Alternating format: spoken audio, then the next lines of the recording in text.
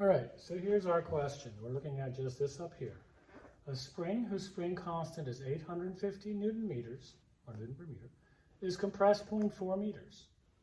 What is the maximum speed it can give to a 500-gram ball? So basically what I'm doing here is I have a spring that has a K of 850. I compress it by 0.4 meters. This was the original position. And here I put a ball up here. And this ball has a mass of 0.5 kg, which is the same as 500 grams. And so when I obviously let go of this spring, which now has certain energy in it, it's going to pop out and send that ball shooting to the right. And I want to know how fast that ball is going to be going. What's the maximum speed it can give to this ball? And so I'm just going to clear the screen, and hopefully you guys have these numbers written down or the problem written down. So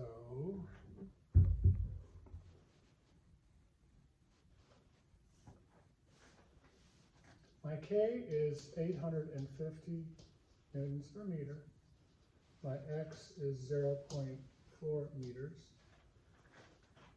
And I know that all my 1/2 kx squared, which is my energy in my spring, is all going to become into 1/2 mv squared, because once the spring stretches out all the way, it has no more energy left. Its x is 0.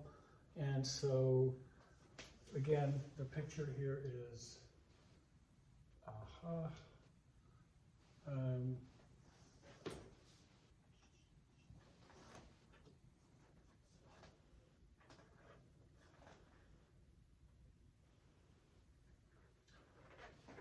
so what I have is this thing and the ball here.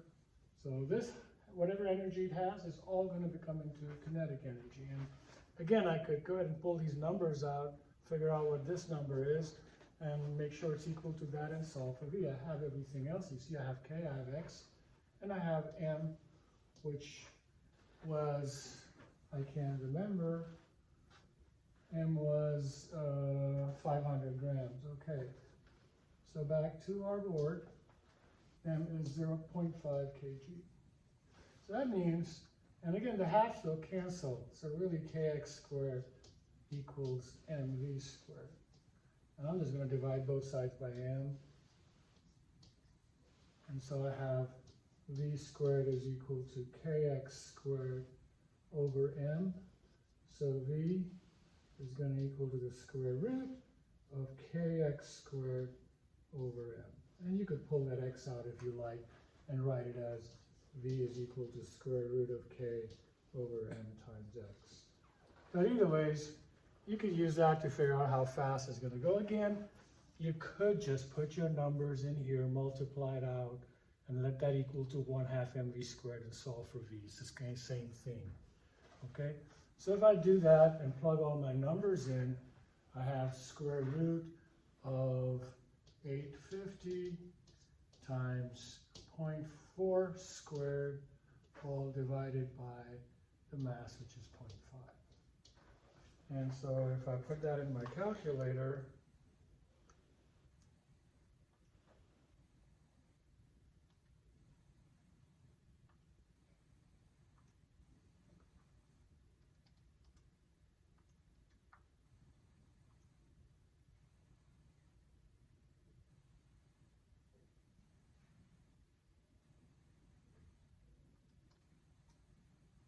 and I get 16.449 meters per second.